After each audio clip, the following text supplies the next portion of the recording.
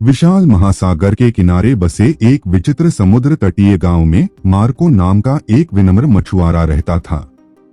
Marco हर दिन अपने जाल को झिलमिलाते पानी में डालता था ताकि उसे अपने और अपने परिवार के भरण पोषण के लिए भरपूर मछलियां मिल सकें। अपने मामूली साधनों के बावजूद मार्को और उनकी पत्नी मारिया को जीवन के साधारण सुखों में आनंद और संतुष्टि मिलती थी।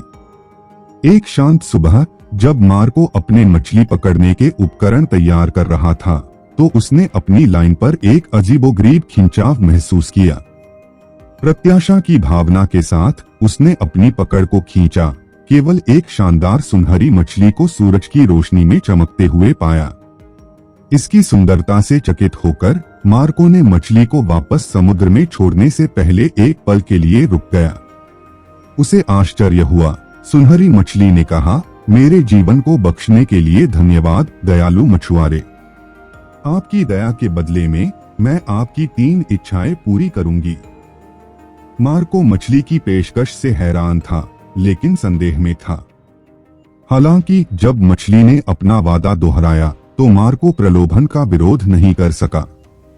कृतज्ञ हृदय से उसने अपनी पहली इच्छा प्रकट की, अपनी पुरानी और टूटी हुई नाव की जगह एक नई मछली पकड़ने वाली नाव।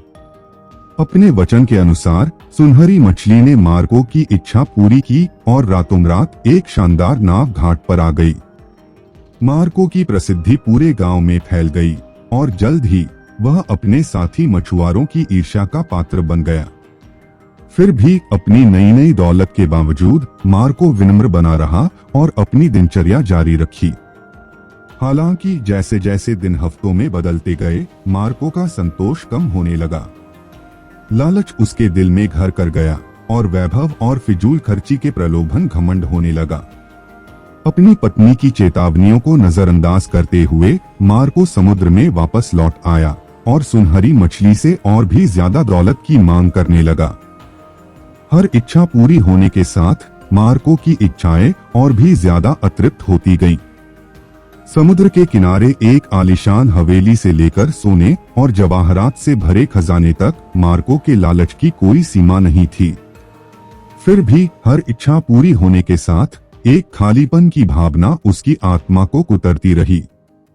एक दिन मार्को समुद्र के किनारे अकेला खड़ा था, समुद्र के विशाल विस्तार को देख रहा था।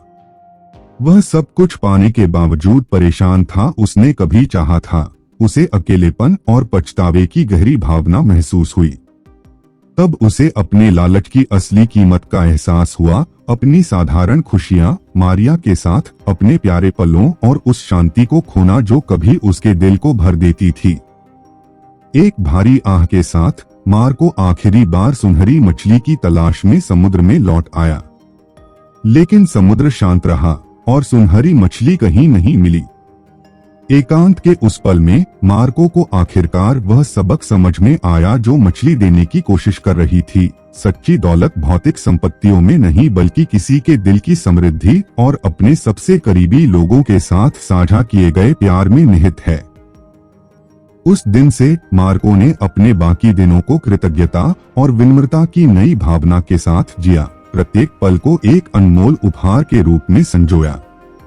और यद्यपि सुनहरी मछली बहुत पहले ही समुद्र की गहराई में लुप्त हो चुकी थी, फिर भी उसकी शाश्वत शिक्षा आने वाली पीढ़ियों के लिए मार्को के हृदय में गूंजती रही, जो संतोष की शक्ति और लालच के परिणामों की याद दिलाती है।